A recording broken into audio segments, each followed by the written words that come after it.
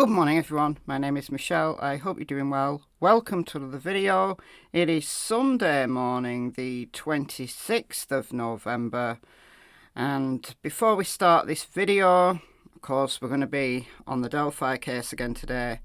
Let me just remind you that I'm doing a little mini series over on my other channel, Michelle Walks, about the UK College of Policing's... what's Noodle got?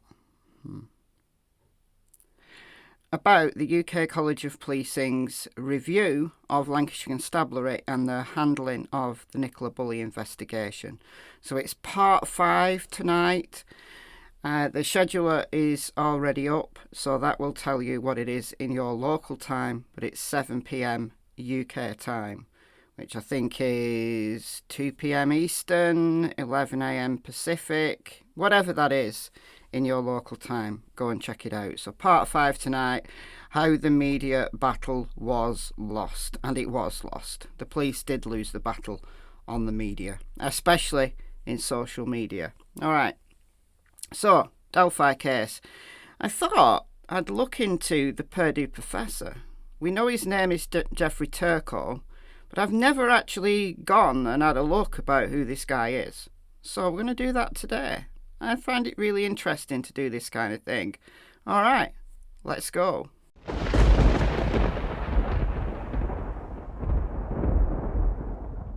Well, why is this even important in the first place? Well, you will know if you've been following the case in recent months that on September the 18th of this year, Richard Allen's then defence, his rightful defence, Brad Rosie and Andrew Baldwin, released the 136-page memorandum.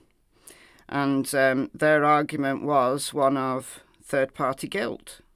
Their client is innocent because some other dudes did it, okay?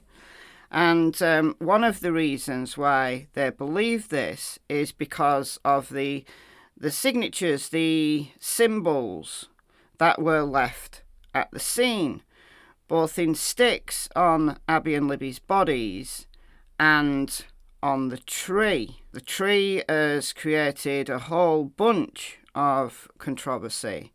Is it an F? Is it an E? Is it just blood spatter? Is it a handprint? Left side on. I've done experiments on this with fake blood. If it is an F, is it a Norse rune? What are runes? Runes are the symbols that were used way back when by Germanic peoples. The Old Norse people are one of these Germanic peoples. They're actually Scandinavian, but they're all part of the same family. The runic alphabet developed over time. The modern odinists, who've completely, in my opinion, just bastardised the fascinating and very genuine religion of Old Norse, which is a pagan religion, they've adapted it to their own ends. Now, it doesn't mean to say that in the modern time you can't worship Odin and follow Old Norse teachings and the sagas and religion. Listen, it's all fascinating. As well as a psych degree and a psych PhD, I've also got a history degree, and I actually did some courses on the Vikings. So, it's fascinating. Love Odin. Love him. Alright, well, most people only know Odin and Thor and Loki because of the Marvel movies. But no, they're actual, real gods of the Old Norse people. But the modern bastardisation that these odinists have done is one of white supremacy. So, you know, they're wearing these patches called, like, "In Odin We Trust" and "I Hate People" and stuff like that, which is a patch I think I could wear very legitimately. Anyway, not a white supremacist though, I'm just not keen on people. Prefer dogs, right? Dogs are much better people than people.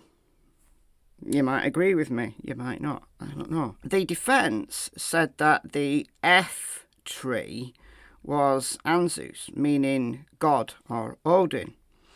But actually, if you look at it, it's more likely to be fehu, which means wealth, okay, which was measured in cattle in those days.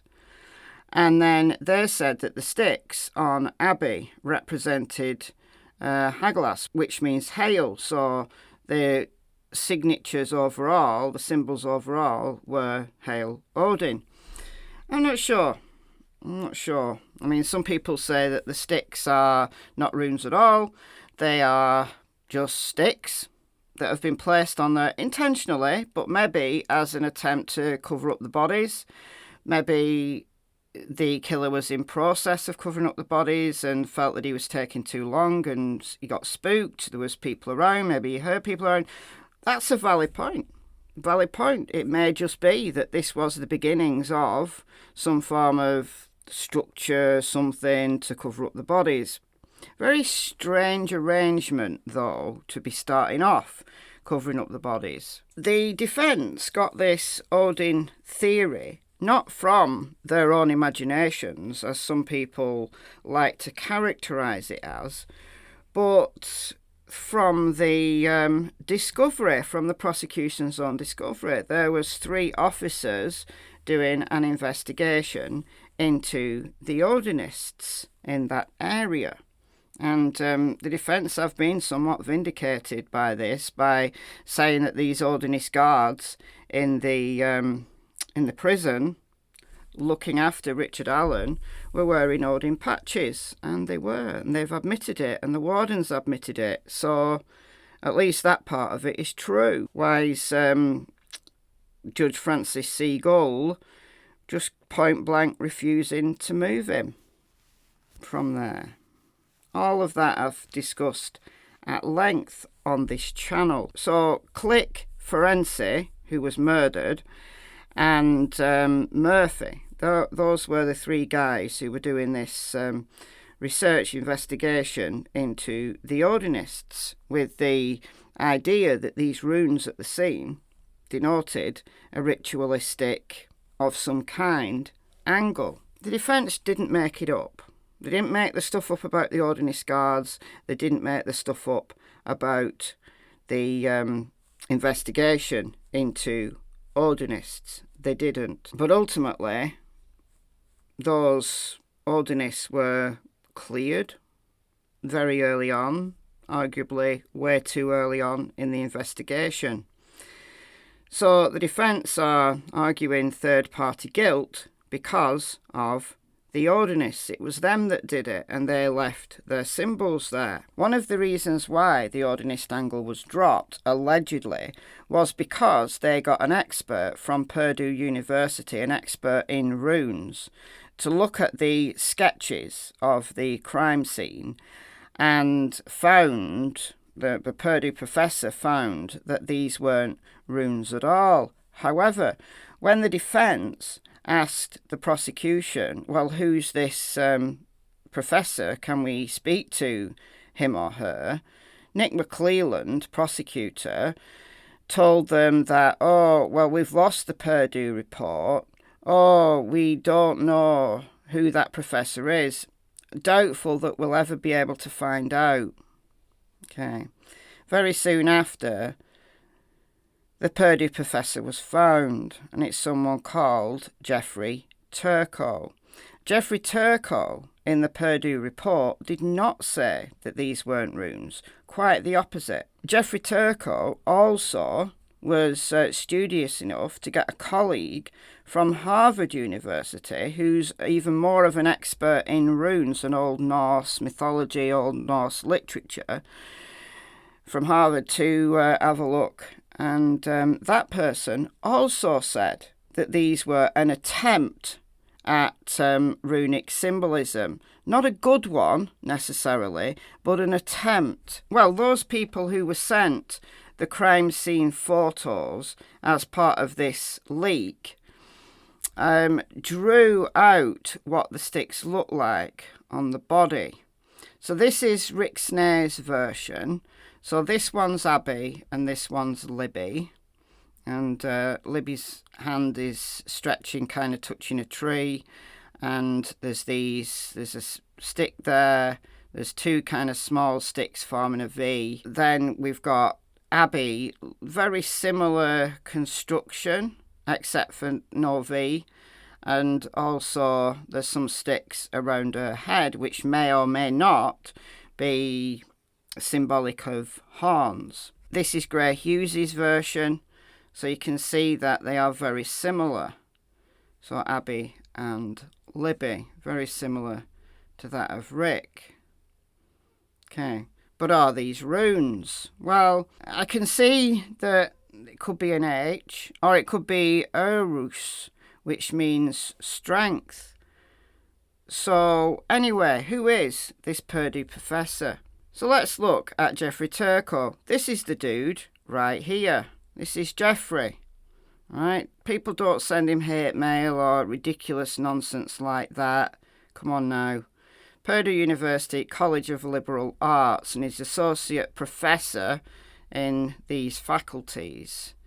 He's got his curriculum vitae. Let's have a quick look at this. All right. So he was education, Cornell University German Studies PhD, 2003 German Studies MA, BA in 1995, academic employment, grants, fellowships and awards. So those are the grants that he's got for doing his research.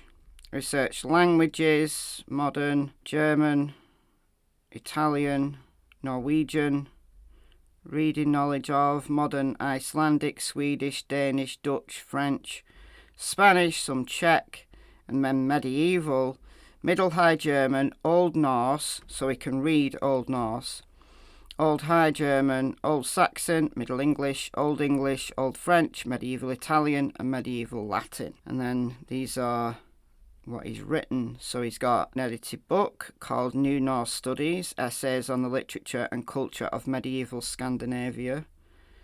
And he's got some journal articles there. All right, so yeah, done a bunch of stuff. All right, so let's take a look here at his specialisations. Old Norse, Icelandic literature, medieval German literature, Germanic folklore and mythography. Okay, so that's writing. Wagner, medieval Italian literature. Jeffrey Turco, PhD, Cornell University, is Associate Professor of German in the School of Languages and Cultures, and additionally teaches religious studies, comparative literature and medieval and Renaissance studies. Prior to joining the faculty at Purdue, he taught at the universities of Western Ontario and Alberta, Canada, served as a visiting curator of the Fisk Icelandic Collection at Cornell University. Professor Turco's scholarship examines questions of religious conflict, conversion and coexistence, particularly at the intersection of the Germanic cultures of Europe and medieval Christianity. In his teachings, he is particularly interested in the secular afterlife of religions in the 19th and 20th century literature, opera and film. He is the editor of New Norse Studies, Essays on the Literature and Culture of Medieval Scandinavia, published in the Cornell's Icelandica series 2015. He has written articles on medieval German, Old Norse, Italian literature, and then appearing in these, which I'm not even going to try to pronounce, Arthurian literature and elsewhere. He's currently completing a book titled The Sense of the Sagas, Reading Myth and Monarchy in Medieval Iceland. He's beginning his work on a second, The Hidden Language of Grimm's Fairy Tales. Professor Turco has held Fulbright grants to Germany and Iceland. Okay. All right. So, yeah. I think if he was called as a witness in a trial, they would consider him an expert in medieval writings, including Old Norse. So, if he says that what he saw in those crime scene sketches are an attempt at the runic alphabet, then I'm going to believe him. And what we don't know is who the Harvard professor is. So, the colleague that Jeffrey asked to take a look from Harvard. So this is Harvard University. Now, to get this page, I typed in Harvard University Old Norse, and it took me to this page. Department of Germanic Languages and Literature, Scandinavian Studies. So you can study Scandinavian, which is a highly interdisciplinary field including the study of the languages, literature, folklore, culture, history, societies, religions and mythologies of the Nordic region. So that includes Denmark, Finland, Iceland, Norway and Sweden. And then 3 autonomous territories, Greenland, the Faroe Islands and Åland? Don't know where that is. And the homeland of the indigenous Sami people known as Sampi, or in Lapland, which spans an area north of the Arctic Circle in Russia, Finland, Sweden and Norway. All right. So who are these professors who teach this? Well, let's go down to people right here. And there's a bunch of them. Any one of these could be Jeffrey Turcot's colleague. So we don't know who they are. That's a very intense photo, Peter Bergard. So any one of these could be the person, presumably the one that he chose to take a look at these crime scene images was also an expert in runes, and with that expertise could be called at a trial to give their expert opinion. So, in my opinion, if 2 experts, one from Purdue and one from Harvard, say that these images to them look like an attempt at runic symbolism, I'm going to believe them.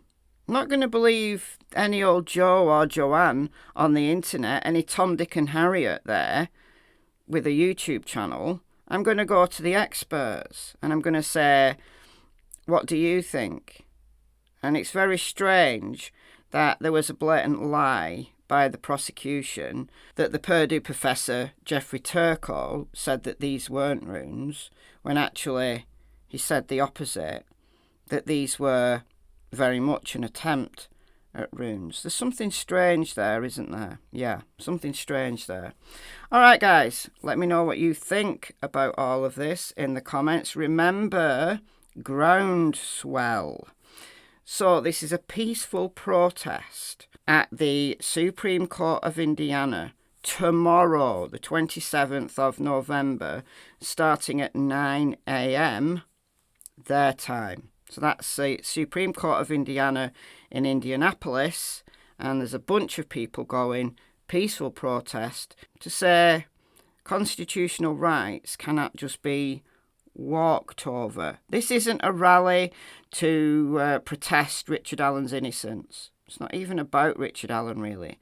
It's about due process and the upholding of constitutional rights. So if you're in the area, then go and check it out. All right, guys, let me know your thoughts. Don't forget the live stream later over on Michelle Walks on Nicola Bully, and I'll see you in the next video. Bye, folks.